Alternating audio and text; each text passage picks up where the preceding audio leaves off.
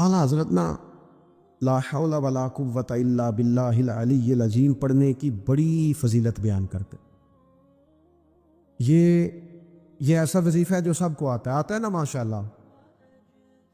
نبی پاک علیہ السلام نے فرمایا یہ اللہ کے عرش کے خزانوں میں سے خزانہ ہے۔ اعلیٰ حضرت فرماتے ہیں 99 دفعہ پڑھو لا حول ولا قوت الا باللہ العلی العظیم، فرمایا اللہ تعالیٰ تمہیں 99 بیماریوں سے شفا دے گا، اور اس میں سب سے چھوٹی بیماری ٹینشن کی بیماری ہے، سب سے چھوٹی بیماری غم کی بیماری ہے، چھوٹی، باقی بڑی بڑی ہوں گی۔ پڑھا لکھا سمجھدار مالدار وزادار آدمی ہونا، لیکن اس کے کپڑے میلے کچیلے ہو تو نہ وہ کہیں جانے میں آسانی محسوس کرتا ہے اور نہ کسی کو گھر بلانے میں آسانی محسوس۔ ایک مفت کا بوجھ اس کی طبیعت پہ ہوتا ہے کہ میرے کپڑے ٹھیک نہیں، مفت کا بوجھ۔ لیکن بندہ بالکل ان پڑھ ہو، سادہ ہو، گھر ٹوٹا ہوا ہو، لیکن اس کے کپڑے ٹھیک ہوں، اٹھنا بیٹھنا بھی نہا کے آیا ہو، استری والے کپڑے پہنے ہو، تو کہیں بیٹھتے ہوئے ذرا ہچکچاہٹ نہیں محسوس کرتا۔ آپ خود جب اپنے وہ کپڑے اتار لیتے ہیں نا، ان کو مٹی لگی ہوئی تھی، کہیں گرد لگ گئی تھی، تو خود بھی اپنے آپ کو آسانی میں محسوس کرتے ہیں۔ ورنہ نا وہ ساری محفل میں سب سے زیادہ توجہ اسی بات پہ رہتی ہے کہ میرا بٹن ٹوٹا ہوا ہے، اور وہ جینے نہیں دیتا کہ بٹن جو ٹوٹ گیا ہے، تو بار بار بندے کا خیال ہوتا ہے کہ کدے تک نہ لیا کوئی۔ یہ نفسیاتی مسئلہ ہے، اس کو سمجھیں۔ انسان فطرت کے ہاتھوں بعض اوقات مجبور ہوتا ہے۔ جس طرح انسان کا ظاہری حلیہ ٹھیک نہ ہو تو پورے سکون میں نہیں ہوتا، اسی طرح اگر باطن پہ کوئی بوجھ ہو نا، یہ تکبر والا بندہ کبھی سکون میں نہیں رہتا، یہ عجب والا خود پسندی والا بندہ کبھی سکون میں نہیں رہتا۔ بیماری لگ جاتی ہے نا میری طرح کے کچھ لوگوں کو، بزرگوں کی بات نہیں کرتا کہ ہمیں اسٹیج پہ ہونا چاہیے، میں چودھری صاحب ہوں، میں مالدار ہوں، میں علاقے کا بڑا ہوں، میں درویش ہوں، میں صوفی ہوں۔ آپ یقین کریں کہ ان کو پیچھے بیٹھ کے محفل سننے کا مزہ ہی نہیں آتا، وہ ساری محفل میں یہی سوچ رہے ہوتے ہیں کہ کدی کوئی اگے ساتھ لے نا۔ یہ بیماری ہے، یہ سکون نہیں لینے دیتی، یہ ایک مسئلہ ہے۔ خود پسندی، حسد، عجب، کبر، یہ مسائل ہیں۔ آپ جو مرضی کر لیں کہ آپ کو سکون نہیں لینے دیں گے۔ کسی بندے کا یہ ذہن بن جانا کہ میں جانا جاؤں، میں پہچانا جاؤں، تو آپ یقین کریں کہ وہ منتیں کرتا ہے کہ یار کوئی مہربانی کرو، میرا بھی ذکر کرو کہیں۔ شیخ سعدی رحمۃ اللہ علیہ فرمایا کرتے تھے کہ لکڑی کو گھن اتنی تیزی سے نہیں کھاتی جتنی بڑے لوگوں کو خوشامد تیزی سے کھا جائے۔ ان کا بس نہیں چلتا، ورنہ 2 بندے رکھ لیں 8 گھنٹے کی ڈیوٹی پہ کہ میری تعریفیں کیا کرو، بس نہیں چلتا۔ یہ باطن کے جو میل کچیل ہے نا، میرے رسول کریم کا کمال یہ ہے کہ حضور نے نظر کرم سے سارے ہی دور فرما دیے، اور محبوب کے اپنوں نے جب نبی پاک سے دلیل مانگی نا کہ آپ اللہ کے نبی ہیں تو اس کی دلیل کیا ہے، اپنوں نے دلیل مانگی، قریش نے۔ اپنوں کو منوانا ذرا مشکل ہوتا ہے نا، بھئی اللہ کا قانون ہے، اس نے چراغ کے بالکل نیچے اندھیرا بنا دیا، اس کا قانون ہے، کیا کیا جائے، نہیں مانتے۔ اپنوں کو منوانا، قریبیوں کو، انہوں نے جب، میرے ایک دوست نے مجھ سے کہا کہ ایک نہیں سمجھ آئی کہ جب کوہ صفا پہ حضور نے کہا تھا کہ میں اگر تمہیں کہوں کہ اس طرف دشمن کھڑا ہے تو سارے کہہ رہے تھے ہم آپ کی بات مانیں گے، تو میں نے کہا وہ سرکار کو ماننے کی بات تھی۔ یہاں بھی بہت سارے لوگ ہیں وہ کہتے ہیں حضرت صاحب آپ کی عزت بڑی کرتے ہیں پر چپ کر جائے، سیاست کا نام نہ لینا۔ میری بات کی سمجھ آ رہی؟ آپ کی عزت بڑی کرتے ہیں پر چپ کر دیں۔ آپ نے یہ نہیں کہنا کہ سود نہ کھاؤ، بالکل آپ نے یہ نہیں کہنا کہ چودھری صاحب کے بچے کی شادی پہ بینڈ باجا نہیں ہونا، کیونکہ ہم تو عزت کرتے ہیں۔ عزت کرنا اور ہوتا ہے اور بات ماننا میں فرق ہوتا ہے نا جی۔ کچھ لوگ حیا کرتے ہیں پر بات، لیکن زیادہ خوشی اسی کی ہوتی ہے جو حیا بھی کرے اور بات بھی مانے۔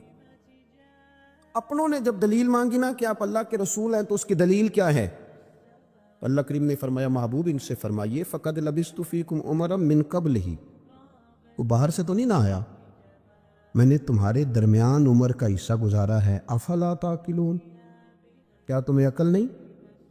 میری طرح کا کوئی سچا ہے تو دکھاؤ، کوئی صادق اور امین ہے تو دکھاؤ۔ تمہارے بیچ نبی کریم کا نا اٹھنا بیٹھنا چلنا پھرنا یہ اس طرح کا تھا کہ کوئی چیز کسی پر بوجھ نہیں بنتی تھی، بلکہ جو دیکھتا جاتا تھا مدینے والے کا غلام بنتا جاتا تھا۔ ہم نا آپ یقین کریں کہ اگر نکل آئے نا آ جائیں سادگی پہ، سادی زندگی بڑی آسان ہوتی ہے، بڑی آسان۔ یہ جو بچے 4,500 روپیہ لگا کے بال کھڑے کراتے ہیں نا سر پہ، یہ پھر پریشان بھی رہتے ہیں کہ اتنے پیسے لگا دیے دیکھا کسی نے بھی نہیں۔ اور جو بزرگ ابھی آیا نا، اس نے گھاس کاٹی ہے، بھینسوں کو چارہ ڈالا ہے، کپڑے بس اس نے جلدی سے پہن لیے صحیح استری، اس کو کوئی فکر نہیں، کو دیکھے تب بھی ٹھیک ہے، نہ دیکھے تب۔ نبی پاک صلی اللہ علیہ وسلم نے انسان کو کہا کہ اندر کا بوجھ اتار دے ورنہ تیرے لیے جینا مشکل ہو جائے گا۔ یہ اتار دے اندر کے سارے بوجھ، یہ جھوٹ کا بوجھ، یہ عداوت کا بوجھ، یہ حسد کا بوجھ۔ اعلیٰ حضرت بریلوی رحمۃ اللہ علیہ ملفوظات شریف میں فرماتے ہیں کہ حسد کرنے والا سامنے والے بندے پہ اعتراض نہیں کرتا، بلکہ حسد کرنے والا اللہ کی تقسیم پہ اعتراض کرتا۔ وہ کہتے ہیں اسے کو دیا ہے، مجھے دینا چاہیے تھا۔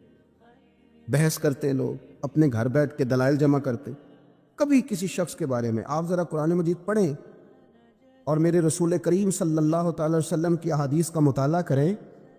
قرآن تو حضرت موسیٰ کی شان بھی بیان کرتا ہے، حضرت یوسف کے تذکرے نہیں بیان کرتا قرآن، جناب عیسیٰ روح اللہ کی عظمت قرآن بیان نہیں کرتا۔ اعلیٰ حضرت بریلوی رحمۃ اللہ علیہ کے سامنے کسی نے شعر پڑھا کہ شان یوسف جو دبی تو وہ بھی اسی در پہ دبی، تو اعلیٰ حضرت فرمانے لگے تمہیں غلطی لگ گئی ہے، میرے نبی کسی کو دبانے نہیں آئے۔ تو بندے بڑے حضرت ہوتے ہیں نا جی، اعتراض تو پڑا ہے ابھی وقت پہ ہے، تو کہنے لگا جی شعر پہ اعتراض کرنا آسان ہے پر شعر کہنا مشکل ہے، تو فرمانے لگے چلو کہہ بھی دیتے ہیں۔ اس نے کہا جی آپ کہیے، تو فرمانے لگے شعر یوں کہو کہ شان یوسف جو بڑی وہ بھی اسی در سے بڑی، شان یوسف جو بڑی تو وہ بھی اسی۔ عزت دینے سے آپ کوئی کمزور ہو جائیں گے؟ تو نقصان ہو جائے گا کسی کو عزت دینے سے، کیا فرق پڑتا؟ لیکن آپ یقین کریں کہ وہ اتنی مصیبت بنی ہے عزت لینے کی، پروٹوکول لینے کی، اپنا آپ منوانے کی، اتنی زیادہ، بلکہ وہ لوگ جن کو بالکل اس چکر میں نہیں پڑنا چاہیے تھا، درویش لوگ، وزیروں کا بھی استقبال ہو رہا ہوتا ہے اور پیروں کا بھی استقبال ہو رہا ہوتا ہے۔ کوئی وزیر چڑھ جائے روڈ پہ تو رستہ غریب آدمی کو پھر بھی نہیں ملتا، تو کوئی تگڑا پیر چڑھ جائے تو پھر بھی نہیں رستہ ملتا، حالانکہ یہ درویش ہیں، یہ فقیر ہیں، یہ فقر کا درس دیتے ہیں، لیکن چاؤ ہی بڑا ہے۔ میرے رسول کریم صلی اللہ علیہ وسلم نے سادہ اور سمجھ والا اور عین طبیعت کے مطابق، جس میں کسی بندے کو کوئی مشکل نہ ہو۔ پتہ ہے میرے محبوب کا کمال یہ تھا کہ نبی کریم تک رسائی بڑی آسان تھی، ہر بندہ بڑی آسانی سے پہنچ جاتا، بڑی آسانی سے۔ بخاری میں بھی حدیث ہے، لیکن قاضی اعجاز رحمۃ اللہ تعالیٰ علیہ نے بڑے پیار سے لکھی ہے اور انوکھا رنگ ان کی تحریر میں اچھا لگتا ہے۔ حضرت انس بن مالک رضی اللہ تعالیٰ عنہ فرماتے ہیں کہ ملک شام کا ایک شخص حضور کی بارگاہ میں حاضر ہوا اپنے بادشاہ کا کوئی پیغام لے کے۔ غریب آدمی نا ویسے ہی طبعاً ہی تھوڑا سا مایوس ہوتا ہے، ڈر رہا ہوتا ہے، وہ سہما ہوا ہوتا ہے، لیکن حالات کے سہمے ہوئے لوگوں کو بتا دو، حالات بدل جاتے ہیں، ایک جیسے نہیں رہتے۔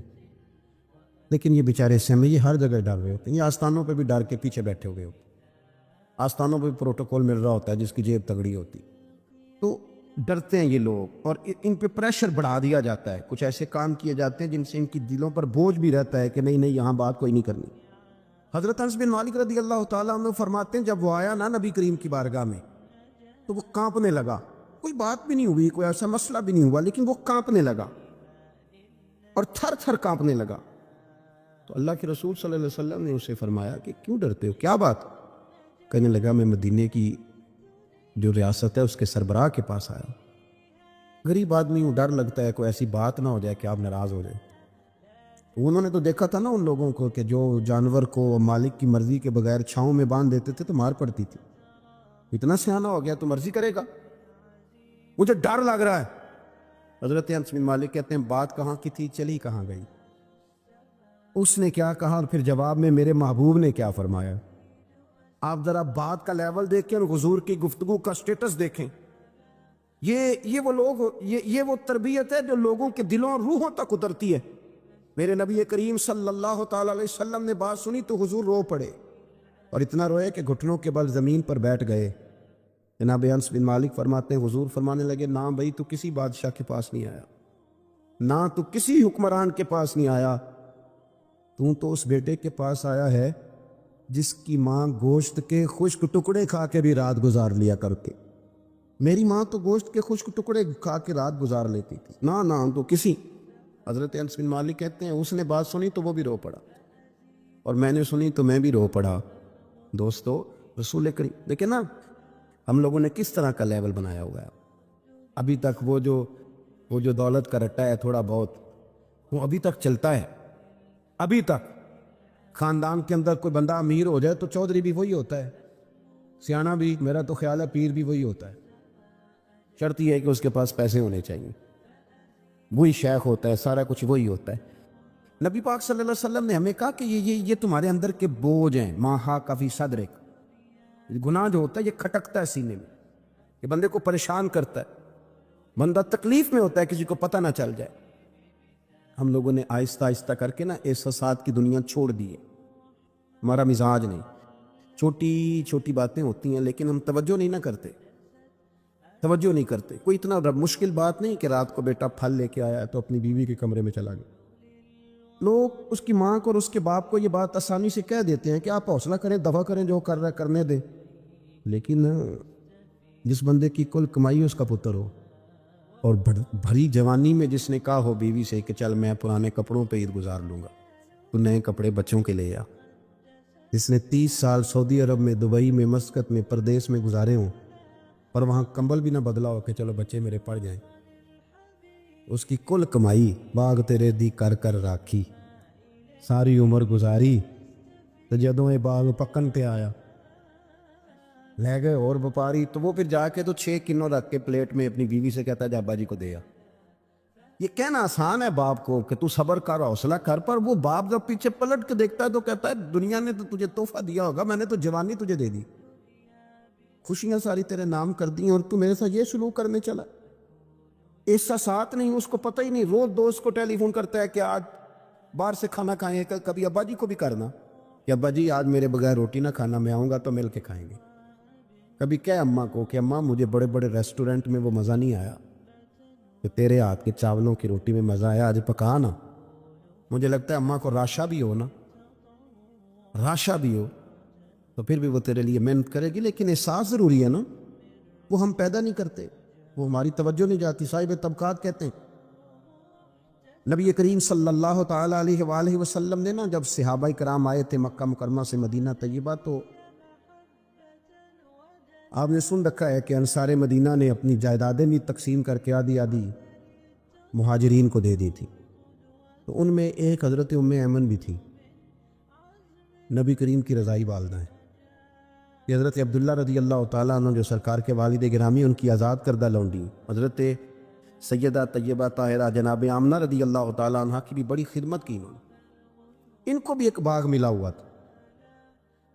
جب وہ خیبر کے علاقے فتح ہو گئے، یہودیوں سے بہت سارے علاقے لے لیے، تو اللہ کے رسول صلی اللہ علیہ وسلم نے فرمایا اب اس طرح کرو کہ یہ جو تم نے جائیدادیں لی ہوئی ہیں نا انصار سے، یہ واپس کر دو اور تمہیں اس میں سے دے دیتے ہیں. اور حضور علیہ السلام نے انصار مدینہ سے بھی کہا کہ میں ان کو یہ جائیدادیں دے کے اور تمہاری واپس کرانے لگا ہوں. تو انصار نے تو وہاں بھی بڑا انوکھا جواب دیا کہ یا رسول اللہ ہمارے والے بھی رہنے دیں اور وہ والے بھی ان کو دے دیں. وَيُكْسِرُونَ عَلَىٰ أَنفُسِهِمْ وَلَوْ كَانَ بِهِمْ خَصَاصَةٌ، یہ بھی ان کے پاس رہنے دیں. محبوب نے فرمایا نہیں، میرا فیصلہ یہی ہے. حضرت ام ایمن رضی اللہ تعالیٰ عنہ کے حصے میں ایک باغ آیا ہوا تھا، تو محبوب کریم سید عالم صلی اللہ علیہ وسلم نے کہا اماں جی آپ کو کوئی اور باغ دے دیتے ہیں، یہ والا باغ واپس کر دیں. سیدھی سادی بیوی تھی، ناز تھا کہ میں نے حضور کی خدمت کی ہے بچپن میں، ناز تھا. کہنے لگی میں تو نہیں واپس کرتی، یہ ناز ہے، ورنہ حضور کو کوئی انکار کر سکتا؟ میں تو نہیں واپس کرتی. حضرت عائشہ صدیقہ رضی اللہ تعالیٰ عنہ فرمانے لگی اماں جی یہ آپ کیا کہہ رہی ہیں؟ حضور فرمانے لگے عائشہ آپ خاموش ہو جائیں، یہ بڑھاپا ہے، اس کے احساسات ہیں، اس کے جذبات ہیں. آپ یقین کریں کئی دفعہ بوڑھے بیچارے نا درد سے بات نہیں بتاتے کسی، وہ کہتے ہیں کیا کرے، کپڑا اٹھائیں تاکہ پیٹ ننگا ہو جائے، کیسے بات کریں. نبی کریم سید عالم علیہ الصلوۃ والسلام اماں جی کے قریب گئے، کہا اماں جی میرے ساتھ چلو ایک دفعہ باغ دیکھ تو لو. حضور ساتھ لے کے گئے، ایک باغ دکھایا تو کہنے لگی نہیں میں نے نہیں لینا، یہ مجھے میرے والا ٹھیک.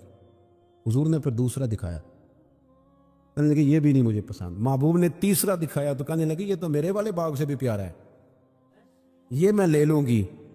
جب وہ مسکرائیں تو حضرت عائشہ کہتی ہیں میں نے حضور کی آنکھوں میں آنسو دیکھے، فرمایا الحمدللہ اس کا دل نا راضی ہو گیا ہے۔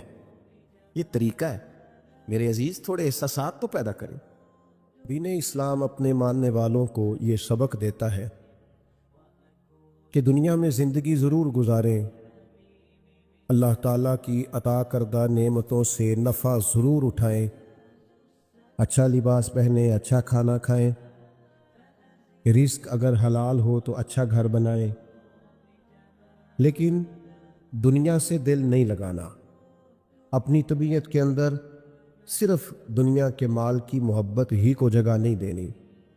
کمر سیدھی رکھنے کے لیے کھانا کھایا جاتا ہے اور ستر چھپانے کے لیے لباس پہنا جاتا ہے اور سر چھپانے کو چھت بنائی جاتی ہے۔ مقصد زندگی روٹی کھانا نہیں، مقصد حیات اعلیٰ لباس پہننا نہیں، اسی میں کھو جانا، اسی میں زندگی گزار دینا، اور ہر وقت مال کو کیسے بڑھانا ہے، شہرت کیسے حاصل کرنی ہے، دنیا میں نام کیسے کمانا ہے، اس میں پوری طرح اپنے آپ کو ملوث کر لینا، الجھ جانا، یہ انسان کو تاریک رستوں میں لے جاتا ہے۔ سب سے بڑا نقصان یہ ہوتا ہے کہ دل سخت ہونے لگ جاتا ہے، مفاد پرستی کی وجہ سے انسان صرف لالچ کے ساتھ انسانوں سے پیار کرتا ہے، اس کے اخلاص کے رشتے آہستہ آہستہ ختم ہونے لگتے ہیں، اور اسے خود محسوس ہوتا ہے کہ یار میری زندگی کوئی خاص معنی نہیں رکھتی، میں ایک ایسا شخص ہوں جس کا کام ہی صرف پیسہ کمانا ہے، جس کا کام ہی صرف دنیا میں نام پیدا کرنا ہے، کوئی معنویت نہیں، حساسیت نہیں، کیفیات سے خالی ہو جاتا ہے بندہ۔ اللہ تعالیٰ نے قرآن مجید کے اندر اس حقیقت کو بیان کیا، ارشاد فرمایا المال والبنون زینت الحیات الدنیا، فرمایا مال اور اولاد یہ جیتی دنیا کا سنگھار ہے۔ مال اور بیٹے، مال اور اولاد یہ حسن ضرور ہیں، پر جب تک بندہ زندہ ہے اتنی دیر تک، یہ جتنی آپ اور میں خود اندازہ کر لیں کہ زندگی کتنی کو لمبی ہے اور کتنی کو لمبی ہوتی ہے آج کل، فرمایا یہ اتنی دیر تک زینت ہے جب تک انسان زندہ ہے، والباقیات الصالحات، اور فرمایا باقی رہنے والے تو نیک عمل ہیں، جو چیزیں باقی رہیں گی، جن کا اجر ملے گا، جو قیامت میں سامنے آئیں گی، وہ صالحات ہیں۔ والباقیات الصالحات خیر عند ربک، اور فرمایا باقی رہنے والی جو اچھی باتیں ہیں، جو اچھا عمل ہے، اس کا ثواب تمہارے رب کے پاس ہے، اور صرف ثواب نہیں، ثوابا و خیر عملا، اور وہ بڑی ہی بہتر چیز ہے جو اللہ کی بارگاہ میں، وہ بہترین تحائف ہے تمہارے لیے جو قیامت میں ملے گی۔ نبی کریم صلی اللہ تعالیٰ علیہ وسلم نے لوگوں کے سامنے دنیا کی بے ثباتی کو بیان فرمایا۔ حضور نے اپنے غلاموں کو یہ سبق دیا ہے کہ تم تھوڑی دیر کے لیے دنیا میں آئے ہو، اور اپنے لیے بھی سرور کائنات علیہ السلام نے یہی پسند فرمایا، فرمایا میں کوئی تمہاری دنیا سے نفع اٹھانے نہیں آیا، تھوڑی دیر وقت گزارنے، ڈیوٹی کرنے آیا ہوں، پھر اللہ کے حضور چلے جانا ہے۔ اور امت کو بھی یہ سبق دیا کہ مسافروں کی طرح، راہگیروں کی طرح تم نے وقت گزارنا ہے، تم نے اس طرح کا ماحول نہیں بنانا کہ تم سمجھو کہ صرف ایک ہی جہان ہے، اس کے بعد معاذ اللہ کوئی زندگی ہی نہیں ہے۔ ایک زندگی اس کے بعد ہے، مرنے کے بعد جو اللہ تعالیٰ جنت میں بندے کو انعامات عطا کرے گا، اس کے لیے جد و جہد کرنی۔ حضرت مولا علی شیر خدا رضی اللہ تعالیٰ عنہ روایت فرماتے ہیں، فرماتے دو قسم کے بیٹے ہوتے ہیں، ایک دنیا کا بیٹا ہوتا ہے، ایک آخرت کا بیٹا ہوتا ہے۔ فرمایا دنیا کے بیٹے نہ بننا، آخرت کے بیٹے بننا۔ اور نبی کریم علیہ السلام نے فرمایا وہ لعنتی ہے جو درہم و دینار کا بندہ بن گیا۔ بندہ تو اللہ کا بننا چاہیے تھا، لیکن اس نے لعنت کٹھی کی ہے، یا درہم کا بندہ بن گیا یا دیناروں کا بندہ بن گیا، یعنی مال دولت سونا چاندی اس کا بندہ بن گیا، حالانکہ اسے اللہ کا بندہ بننا چاہیے۔ اتنا اپنے آپ کو لالچی کر لینا، اتنا حریص کر لینا کہ مطلب سارا کچھ ہی دولت بن گئی، ہر چیز کو دولت کے نقطہ نظر سے دیکھنا شروع کر دیا۔ اس قدر زیادہ لوگ الجھ گئے کہ قرآن مجید نے کہا الہاکم التکاثر حتی زرتم المقابر، فرمایا تمہیں غافل کر دیا ہے مال کے لالچ نے، یہاں تک کہ تم نے قبروں کے منہ دیکھ لیے۔ یعنی مرتے دم تک صرف پیسہ اکٹھا کیا ہے، صرف اور صرف اپنی ذات کے فروغ کے لیے، اپنے میک اپ کے لیے، اپنے آپ کو بنانے سنوارنے دکھانے نام پیدا کرنے میں وقت ضائع کر دیا۔ اور یہ بہت بڑا مسئلہ ہے ہمارے دور کا، ہم اپنے ذاتی قد کو اونچا کرتے رہتے ہیں ہر وقت، میرا نام ہو جائے، کو پتہ چل جائے کوئی، اور سیانے سیانے بندے، معاملہ فہم بندے، مدبر آدمی، ایسا نہیں کہ بیوقوف ہے، سمجھدار ہے، لیکن بیچارے تصویروں کے چکر میں پڑے ہوئے ہیں، فوٹو بازی کر رہے ہیں۔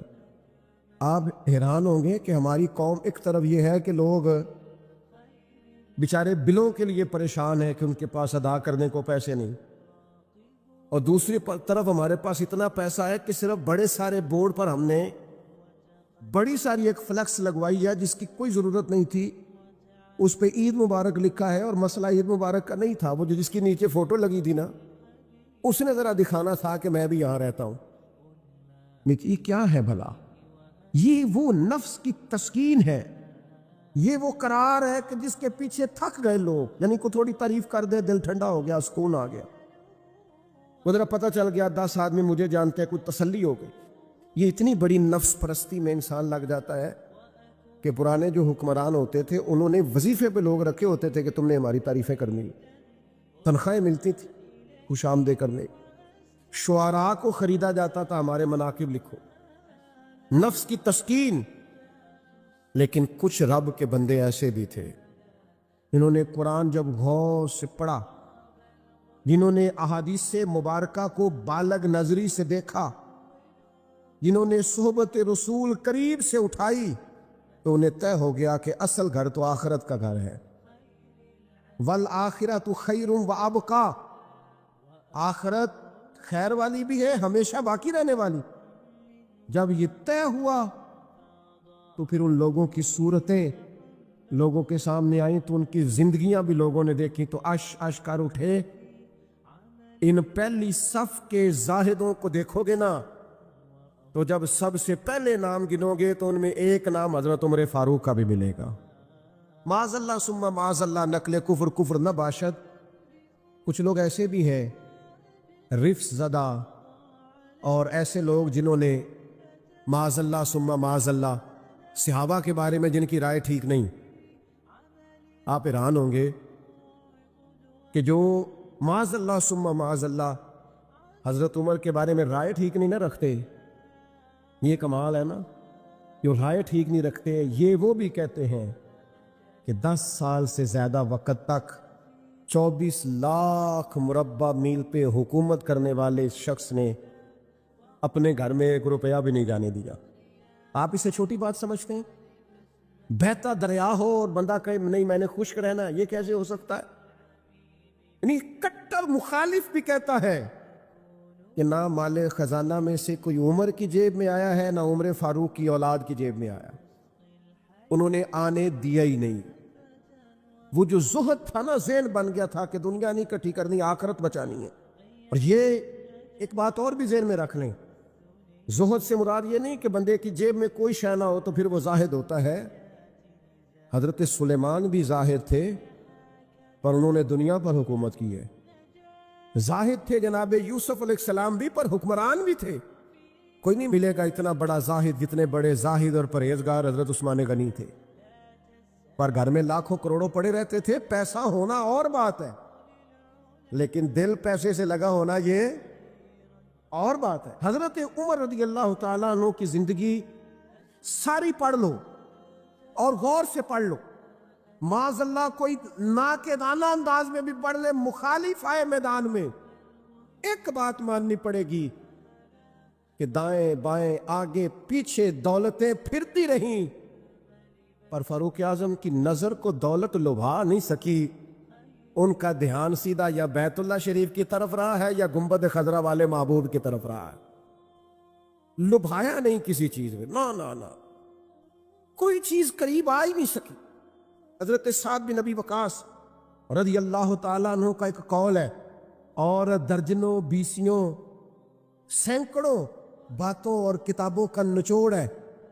حضرت سعد بن ابی وقاص رضی اللہ تعالیٰ عنہ بیان کرتے ہیں، مصنف ابن ابی شیبہ میں موجود ہے۔ حضرت سعد بن ابی وقاص کہتے ہیں مجھے اللہ کی قسم عمر کوئی ہم سے مقدم آدمی نہیں تھے، لیکن درجہ بہت زیادہ لے گئے. وہ پہلے نہیں آئے، ان سے پہلے بھی لوگ آئے. کوئی زیادہ آگے بڑھ بڑھ کے زیادہ کام نہیں کیا. یہ صحیح سند سے مصنف ابن ابی شیبہ میں موجود ہے. حضرت سعد بن ابی وقاص کہتے ہیں اللہ کی قسم ایک بات تھی، اس کی وجہ سے عمر صاحب سے آگے نکل گئے. حضور وہ کیا؟ فرمانے لگے عمر نے دنیا داری سے دل نہیں لگایا، مال سے، لالچ سے، ہرس سے، ہوس سے دور رہے. عمر ان کی دنیا سے بے رغبتی ان کو آگے لے گئی. اور یارو دانش مندان دا کم نہیں، دل دنیا تے لانا اس ووٹی تے لاکھ خاوند کیتے. درویش سے پوچھا حضور، کہنے لگے حضور یہ زمین میری ہے، تو ہنس پڑے، کہنے لگے تیرے سے پہلے کس کی تھی اور تیرے بعد کس کی ہوگی؟ دانش مندان دا کم نہیں، دل دنیا تے لانا اس ووٹی تے لاکھ خاوند کیتے. جو کیتا سو کھانا. تو کھا جاتی ہے، روز نیا خاوند کرتی ہے یہ دنیا، ہر روز نیا حکمران بناتی ہے. آپ کے ملک میں کئی وزیر اعظم ہیں جو زندہ ہے، پوچھتا کوئی نہیں. کئی صدور رہ چکے ہیں، زندہ ہے، پوچھتا کوئی نہیں. دنیا کا جو سب سے بڑا عہدہ تھا بظاہر وہ ملا ہے، لیکن حال کیا ہے؟ کچھ بھی نہیں. جب تک کرسیوں پہ تھے حیثیت اور تھی، کرسی تے اترے تو حیثیت. حضرت عمر کی زندگی کا بڑا سبق یہ ہے کہ دنیا سے بے رغبت ہو جاؤ. جو تمہارا ہے بس وہی تم نے حاصل کرنا ہے. آنے والی نسل کو بھی ہرس، ہوس، لالچ، مفاد پرستی پہ نہ لگاؤ. آپ نے ناراض نہیں ہونا، چند دن پہلے مجھے ایک یونیورسٹی میں بلایا گیا لیکچر کے لیے. تو کہنے لگے جی مین آپ نے بات چھیڑنی ہے، بالکل مین. آخر کیا وجہ ہے کہ پڑھے لکھے سمجھدار اتنی بڑی ڈگریاں اور پھر لوگ غلط طرف نکل جاتے ہیں؟ تو میں نے کہا مجھے زیادہ تو نہیں پتا، لیکن ہم جب پڑھتے تھے نا تو جس بچے سے پوچھتے تھے نا، زیادہ بچے یہی کہتے تھے بڑے ہو کے کیا بنو گے؟ کہتے میں نے ڈاکٹر بننا ہے اور مخلوق کی خدمت کرنی ہے. زیادہ تر یہی کہتے. وہ بڑے ہو کے ڈاکٹر تو بن گئے پر اگلا لفظ بھول گئے. ڈاکٹر بن گئے وہ، لیکن مخلوق کی خدمت کرنی ہے یہ وہ. پھر انہوں نے چونکیاں رکھی ہیں 2-3، ایک پہ فیس جمع کرا لو، ایک آگے آ جاؤ، یہ اتنے پیسے مشورے کے ہیں، یہ پھر دوائی بھی وہاں سے لینا جہاں سے میں نے کہی ہے، ٹیسٹ بھی اس لیبارٹری سے کرانا جو سب کی بات نہیں کرتا، لیکن جو ہے وہ بہرحال ہے. خدا را کہیں تو دنیا داری چھوڑ دو، کسی مقام پر تو اس کو چھوڑ دو. نبی پاک علیہ الصلوۃ والسلام پہ اتنی مصیبتیں آئیں کہ پہاڑ پہ آتی تو وہ ریزہ ریزہ ہو جاتے، لیکن کسی مقام پر بھی حضور علیہ الصلوۃ والسلام شکوہ کرتے نظر نہیں آتے.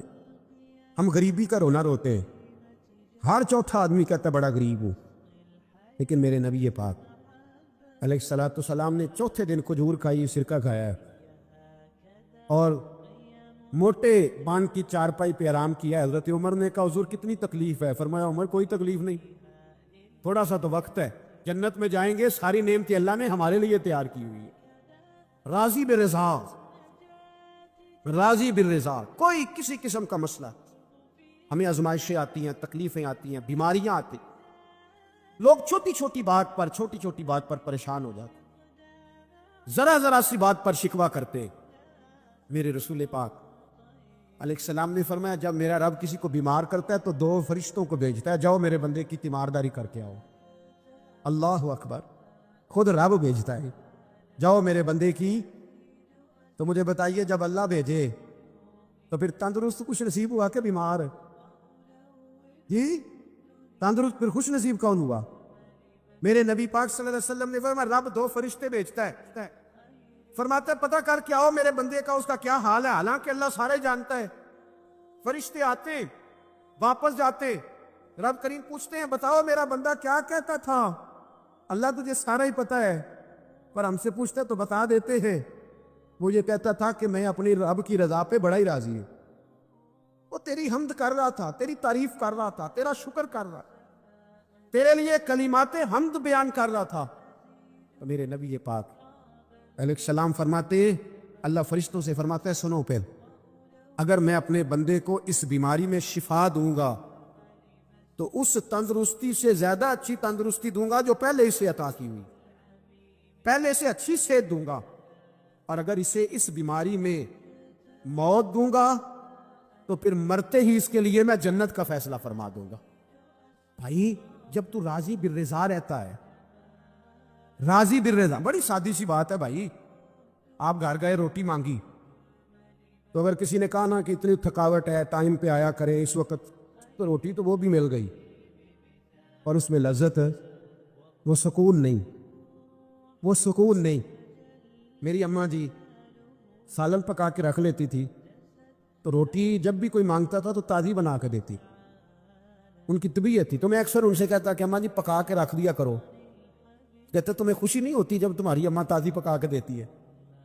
خوشی ہوتی ہے، طبیعت میں خوشی ہوتی ہے۔ ان کا مزاج تھا، ذوق تھا، تو ہم سمجھتے تھے یار یہ بڑی سعادت کی بات۔ تو آپ گھر گئے رات کو تو گھر والوں سے کہا روٹی، تو فوراً اٹھے، فوراً، اور انہوں نے کھانا تازہ بنایا، اور ساتھ یہ بھی کہا باہر سے نہ کھایا کرے، بندہ بیمار ہو جاتا ہے۔ کتنی ٹھنڈک پہنچتی آدمی کے دل کو، سکون ملتا۔ تو بھائی بیماری تو آپ نے کاٹ لی، لیکن ساتھ کہو ہو بڑا بیمار ہوں، میں نے تو اتنے گناہ بھی نہیں کیے، ظلم بھی نہیں کیا، کسی کو کچھ بھی، اب بیماری تب بھی کٹ گئی۔ پر بڑی آزمائش، مریض ڈاکٹر کے گلے پڑ رہا ہے، اس کے لواحقین جھگڑے کر رہے ہیں، بیماری وہ بھی کٹ گئی۔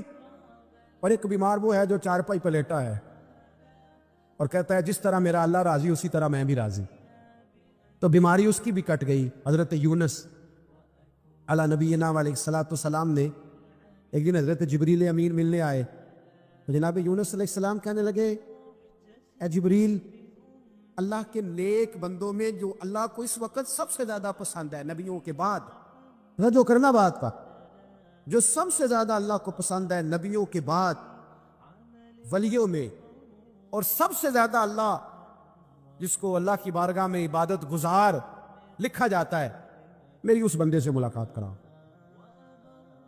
تو حضرت جبریل نے جناب یونس علیہ السلام کو ساتھ لیا، تو ایک شخص کے پاس پہنچے جو آنکھوں سے اندھا تھا، دونوں ہاتھ اس کے سلامت نہیں تھے، اور پورے جسم میں پیپ جاری تھی، ریشہ تھا۔ جب جا کے السلام علیکم کہا نا حضرت یونس نے، اس نے وعلیکم السلام کے بعد پہلا لفظ پتہ کیا کہا؟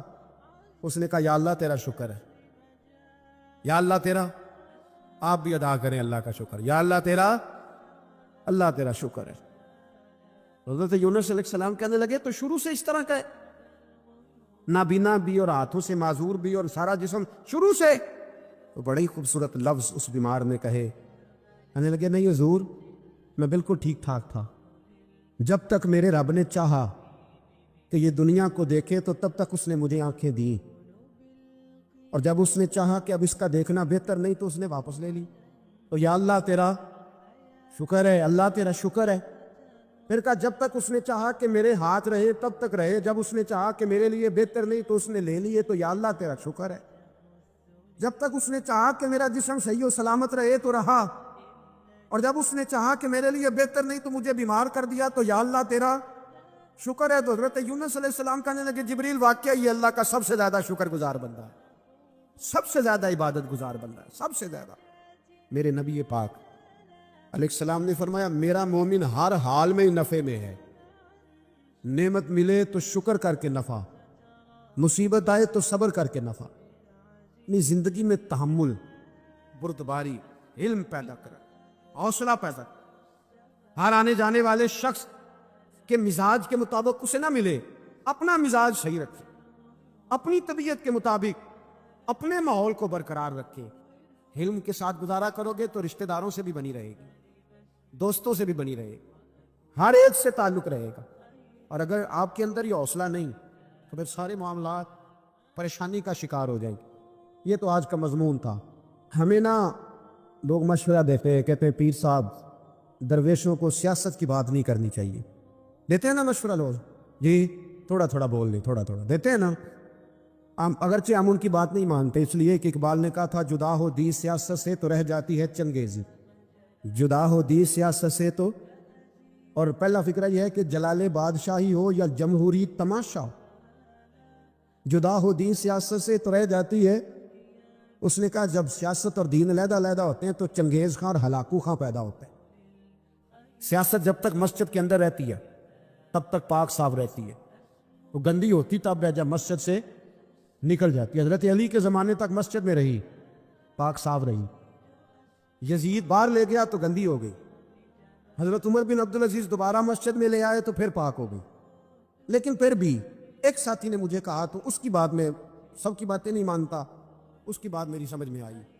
وہ کہنے لگا جی اصل بات یہ ہے کہ سیاسی تبصرے تجزیے ہم اخباروں میں ٹی وی پہ جا کے بیٹھے، جا کے بڑی مہربانی میری طرف دیکھیں، وہ ہم سنتے رہتے ہیں تو ہمارا دل کرتا ہے مسجد میں صرف ہم رسول اللہ کا پیار ہی سنیں۔ تو میں نے کہا یار تیری بات دل کو لگتی ہے، یہ بات صحیح ہے، چلو یہ نیت اچھی ہے، یہ تیرا نظریہ ٹھیک ہے، مان گیا۔ میں چلا گیا دکاندار کے پاس، اور میں نے اس کو جا کے کہا کہ گاڑی کا انجن کھولو، اس طرح کرو اس طرح۔ اس نے کہا مولانا آپ جا کے نا گھر تو فقہ کی کتاب کھولے، اس لیے کہ گاڑی کے انجن کے بارے میں آپ کو معلومات، یہاں اگر آپ نے یہ کام کرنا ہے تو اس کو پڑھیں، کسی استاد کے پاس ورک شاپ پہ آئیں، آپ کے ہاتھوں کو، منہ کو، چہرے کو مٹی لگے، دھواں لگے، گریس لگے، پھر آپ کو پتہ چلے گا انجن کیسے کھلتا ہے۔ صحیح کہہ رہا ہوں؟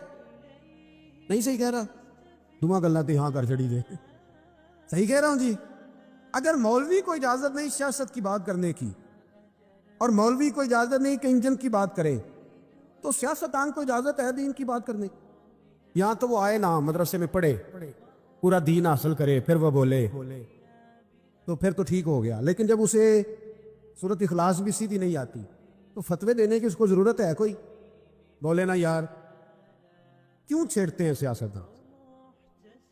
ہم نا پچھلے جمعے جلوس نکالنا چاہ رہے تھے ختم نبوت کی ترمیم کے حوالے سے، حکومت وقت نے کہا کہ ہم واپس لیتے ہیں، تو میرے بہت سارے دوستوں نے کہا جی نکالنا چاہیے، انہوں نے کیا کیوں؟ میں نے کہا یار لوگوں کو بھی پریشان نہیں کرنا چاہتے، ہماری اپنی سڑکیں ہیں، کسی کو بس ٹھیک ہے، انہوں نے واپس لے لی تو بات ختم ہو گئی، ہم مان گئے، تسلیم کر لیا۔ اتنا ہمارا مطالبہ ہے کہ اس آدمی کو ضرور سزا دو جس نے یہ ترمیم کی ہے، لیکن ہم نہیں کرتے، کوئی نہیں نکلے، نہیں نہ نکلے، بولے ہیں تو وزیر قانون صاحب کو کیا مصیبت بنی ہوئی ہے نیا فتویٰ دینے؟ یہ ہے کوئی شوق نہیں دینا چاہیے فتویٰ؟ کہتا نہیں مرضیوں میں ہمارے درمیان تھوڑا ہی فرق ہے۔ مجھے یوں لگتا ہے کہ یہ جان بوجھ کر کوئی نہ کوئی ایسی شرارت کرتے ہیں جس سے لوگ اشتعال میں رہا، جان بوجھ۔ حلم، حوصلہ، صبر ذات کے بارے میں تو ہے، لیکن اگر کوئی رسول پاک کی بے ادبی کرے تو پھر حوصلے کی بات تو ہے ہی نہیں، پھر تو جہاد کی بات ہے۔ اور میں دیانتداری سے مسجد میں باوضو بیٹھ کر جمعے کے دن مشورہ دیتا ہوں حکومت کو، اور وزیر قانون کو مشورہ دیتا ہوں کہ نہ فرعون کی حکومت ساری زندگی رہی، نہ نمرود رہا، نہ حجاج بن یوسف رہا، نہ یزید رہا، اور یار درباری بن کے حکمرانوں کی چاپلوسی کرتے کرتے تم یہاں تک آ گئے ہو کہ اب نبی پاک کی عزت کو ہاتھ ڈالنا شروع کر دیا ہے۔ اور آپ یقین کریں سیاسی جماعتوں کا اتنا برا حال ہے کہ ان کے لیڈر کے بارے میں کوئی بات کرے تو پاگل ہو جاتے ہیں یہ احتجاج کر کر کے، اور اس نے ڈائریکٹ کہہ دیا کہ ختم نبوت کا مسئلہ ہی کوئی نہیں، جو دین کی بنیاد ہے، کسی کو پرواہ نہیں۔ مجھے تو ان لوگوں کی فکر ہو رہی ہے جن لوگوں نے انہیں ووٹ دیے ہیں، وہ اللہ کو کیا جواب دیں؟ اور یہ اللہ ماشاءاللہ ساری سیاسی جماعتیں اس طرح کی۔ اور میرا وزیر قانون صاحب کو بھی مشورہ ہے کہ زندگی بڑی تھوڑی ہے، بڑی تھوڑی، اللہ سب کو معاف کرتا ہے، اپنے رسول کے غداروں کو معاف نہیں کرتا۔ اور یہاں تمہاری گاڑیوں پہ جھنڈے لگے ہوئے ہیں، وہاں بھی تمہارے جھنڈے لگیں گے، پر اس لیے لگیں گے کہ یہ غدار ہیں ناموس رسالت کے، یہ جھنڈے لگیں۔ شرم کرو اور ڈر جاؤ، بس کر دو، تمہارے منہ میں اب دانت پورے نہیں رہے۔ کوئی شوگر کا مریض ہے تو کوئی بلڈ پریشر کا، تو کوئی ہارٹ کا، تو کوئی کینسر کا۔ شرم کرو اور اپنی قبر کی بھی تھوڑی سی فکر کرو۔ بتاؤ پاکستان کے کتنے صدر گزرے، وزیر اعظم گزرے، تو ان کی قبریں کہاں ہیں؟ کوئی جاتا ہے ان کی قبروں پہ؟ کسی کو خبر ہے؟ کیوں اپنے لیے جہنم کٹھی کرتے؟ سارا کچھ دنیا داری رہ گئی ہے، سارا کچھ صرف یہی رہ گیا۔ حضرت ابو بکر سردار تھے، حضرت عمر سردار تھے قبیلے، حضرت عثمان سردار تھے، انہوں نے سرداریوں کو ٹھوکر مار کے رسول اللہ کے قدموں میں بیٹھنا پسند کی، سرداریاں چھوڑ کے غلام بن گئے۔ تم سرداریاں بچانے کے لیے رسول اللہ کی غداری کرتے ہو؟ शर्म नहीं आती। दाता साहब ने लिखा है कश्फुल माजूब में कि अल्लाह ताला की बारगाह में हजरत मूसा अलैहिस्सलाम ने अर्ज किया था, मालिक तेरे बंदे अगर तुझे ढूंढना चाहे तू कहां मिलेगा? तो अल्लाह करीम ने फरमाया, जिन लोगों के दिल लोग तोड़ नहीं देते मैं उन टूटे दिलों में मिला करता हूं। तेरा आईना है वो आईना कि शिकस्ता हो तो अजीज तर है निगाह आईना साज में। जब लोग ताने देते हैं, जब लोग तकलीफ देते हैं, जब आप बिल्कुल ठीक चल रहे होते हैं, जब आप मेहनत कर रहे होते हैं, जब आप मुखलिस होते, जब आप जद्दोजहद कर करके थक जाते हैं और लोग जब पूरी तौर पर तानाजनी करते, बातें सुनने को जब मिलती है, मैं ध्यानदारी से कहता हूं जब लोग पूरी तरह दिल तोड़ दे फिर कोई सजदे का मजा है, फिर कोई दुआ की लज्जत है, फिर कोई चस्का है उसकी बारगाह में हाजिरी का, फिर कोई तड़प पैदा होती है उस कैफियत में। वो जब लोग आपको पूरी तरह तकलीफ दे और सारे असबाब जाहिरी खत्म हो जाए, वो जो लज्जत है ना अल्लाह की बारगाह में जुड़ने की, वो तारीफ वालों को कई दफा नसीब। टूटे दिलों में तो रब मिलता है ना, बचा बचा के तो रख इसे, तेरा आईना है वो, ये शिकस्ता हो तो अजीज तर है निगाह आईना साज में। मेरे अजीज तय करें कि अपने ज़मीर के मुताबिक फैसले होंगे, अल्लाह रसूल की रजा पाने का काम होगा, और इस तारीफ से निकल आएंगे हम कि लोग हमारे बारे में क्या कहते हैं।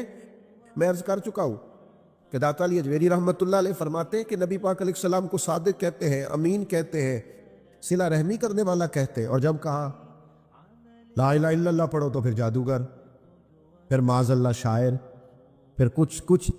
अच्छा, वो ये सारा कुछ कहते रहे तो क्या हुजूर शाम को बैठ के हजरत सिद्दीक अकबर के पास या घर में सैयदा खतीजा के पास ये तबसरे करते थे माज़अल्लाह कि देखो जी लोग बात ही नहीं सुनते, देखो तवज्जो ही नहीं करते, देखो मुझे जादू, हुजूर ये तबसरे करते थे?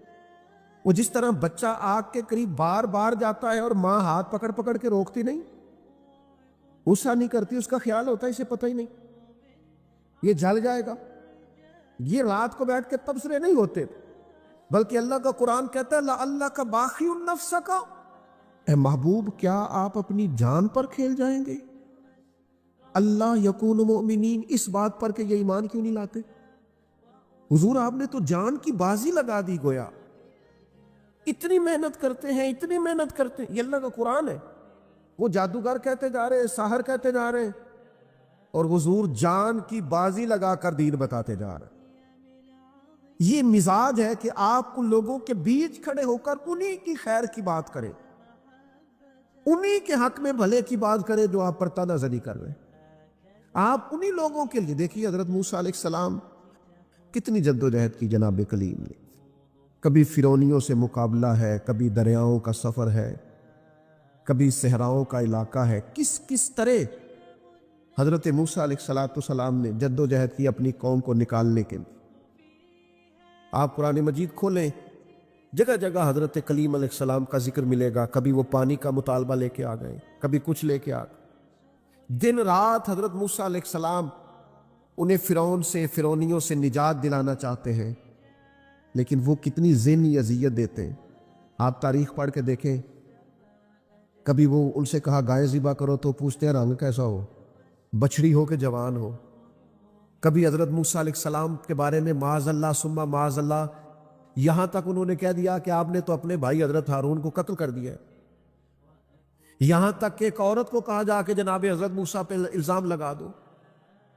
कभी वो कहते हैं कि माज़अल्लाह आप इतना अपने आप को पर्दों में छुपा के रखते हैं, क्योंकि हजरत कलीम बड़े हयादार थे, अल्लाह के सारे नबी हयादार होते, तो वो कहते थे लगता है जिस्म पे माज़अल्लाह सुम्मा माज़अल्लाह कोई ऐब है।